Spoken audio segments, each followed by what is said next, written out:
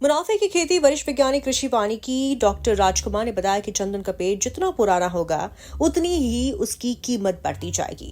15 साल के बाद एक पेड़ की कीमत करीब 70,000 से 2 लाख रुपए तक हो जाती है। ये बेहद लाभकारी खेती है। अगर कोई व्यक्ति 50 पेड़ ही लगाता है तो 15 साल बाद वो 1 करोड़ रुपए के हो जाएंगे। औसत आमदनी 8.25 लाख रुपए प्रतिवर्ष से अधिक हो जाएगी। घर में बेटी या बेटा होने पर 20 पौधे भी लगा दिए जाए तो उनकी शादी के खर्च भी चिंता खत्म हो जाएगी। परजीवी पौधा है चंदन। वरिष्ठ वैज्ञानिक कृषि वानिकी डॉक्टर राजकुमार ने बताया कि चंदन परजीवी पौधा है, यानी वो खुद अपनी खुराक नहीं लेता है बल्कि दूसरे पेड़ की जड़ से अपनी खुराक लेता है। जहां चंदन का पौधा होता है वहां पड़ोस में कोई दूसरा पौधा लगाना होता है, क्योंकि चंदन अपनी जड़ों को पड़ोसी पौधे के जड़ों की ओर बढ़ाकर उसकी जड़ों को अपने से जोड़ लेता है और उसकी खुराक में से ही अपनी खुराक लेने लगता है। चंदन के पौधे पर संस्थान में प्रोजेक्ट शुरू हुआ है जिस पर शोध और तकनीक पर कार्य चल रहा है। जो चंदन की खेती आपने की है, इसमें क्या कुछ विशेष रूप से जो है इसमें करा गया है? हाँ, सभी को मेरा नमस्कार। सबसे पहले तो मैं चंदन के बारे में थोड़ी ब्रीफ इंट्रोडक्शन देना चाहूँगा कि चंदन क्या है और कहाँ पाया जाता है। चंदन मूल रूप से दक्षिण भारत के कर्नाटक, केरल और तमिलनाडु के जंगलों में प्राकृतिक प्राकृतिक रूप से पाया जाता है।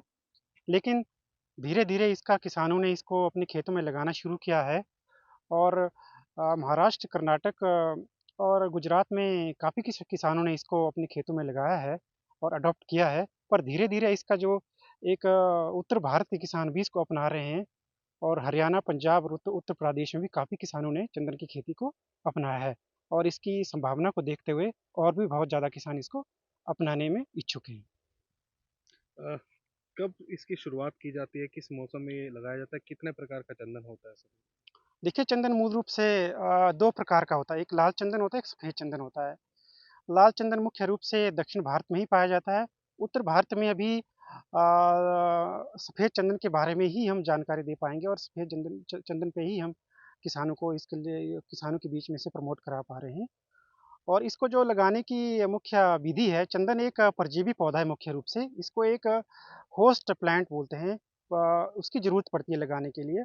तो चंदन और चंदन के बीच में जो हम लगाते हैं चंदन को, ये 12 फीट की दूरी पे लगाते हैं। उसके बीच में एक होस्ट प्लांट देते हैं। होस्ट प्लांट में जैसे आप शीशम हो गया, नीम हो गया, सरू है और आपका बर्मा डेक है, इस तरह के पेड़ लगा सकते हैं। और जो लाइन से लाइन के बीच की दूरी हम जो है 14 से 16 फीट रखते हैं।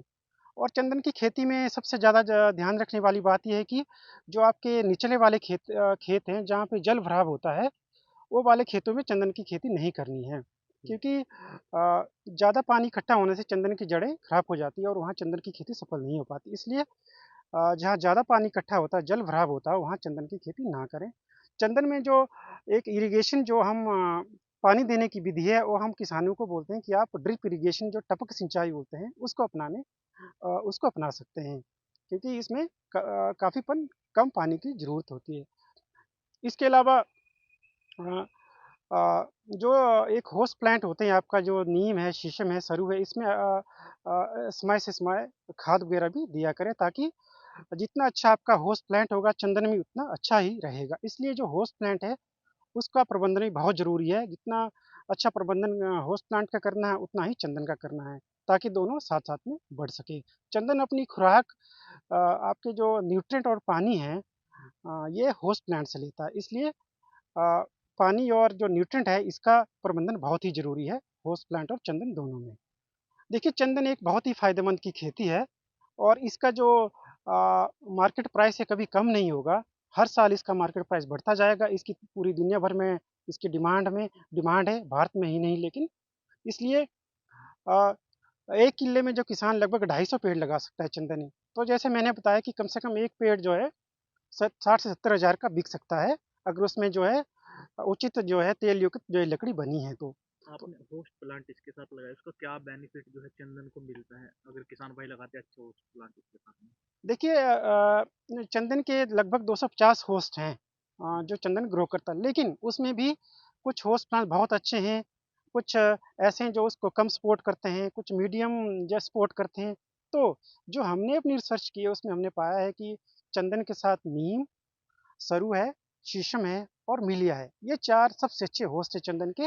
जो चंदन को सबसे अच्छा बढ़ावा दे सकते हैं, और ताकि चंदन जो है जल्दी इसको मैच्योर हो सके। ये 4 होस्ट हैं। किसान भाइयों से आपका कोई मैसेज? किसान भाइयों को मैं यही बोलना चाहता है कि जो किसान अलग से कृषि तकनीकी अपनाना चाहते हैं, जिनके पास अपनी ज़मीन है, तो उन्हें ज़रूर चंदन की खेती की तरफ जागरूक होना चाहिए। और अगर उनके पास 4 से 5 एकड़ ज़मीन है, तो 1 किल्ले में ज़रूर चंदन की खेती लगाएँ। और चंदन के साथ-साथ में कुछ फलदार पौधे भी लगा सकते हैं। अगर किसान 15 साल का इंतज़ार नहीं कर सकते हैं, तो कुछ हम उनको ऐसी कृषि वानिकी तकनीक देंगे, ताकि वो उसके साथ-साथ जैसे कुछ फ्रूट के पौधे लगा सकें, ताकि उनको हर साल उनसे आय मिल सके। कौन से फ्रूट के पौधे हम लगा सकते थे साथ में? चंदन के साथ जैसे आप अमरूद भी लगा सकते हो कुछ दूरी पे, जो भी लोकली अवेलेबल फ्रूट है वो लगा सकते इसके तहत किसानों को खास तकनीक से चंदन की खेती करने का प्रशिक्षण भी दिया जाएगा। इसमें बताया जाएगा कि पेड़ों के बीच दूरी कितनी होनी चाहिए, कितना खाद पानी देना चाहिए, चंदन के साथ दूसरी और कौन-कौन सी फसलें ली जा सकती है, खासकर कम पानी वाली दलहनी फसलों आदि पर कार्य किया जा रहा है। डॉक्टर राजकुमार ने किसानों से अपील करते हुए कहा कि किसान भाई चंदन की खेती के प्रति जागरूक हो। चंदन की खेती के साथ वो फलदार पौधे भी लगा सकते हैं, क्योंकि चंदन के पेड़ को 15 साल बड़े होने में लगेंगे, तो उतनी देर उनको दूसरी तरफ से लाभ मिल सके। लेकिन फलदार कौन से लगाने हैं, ये यहाँ के विशेषज्ञ बताएंगे।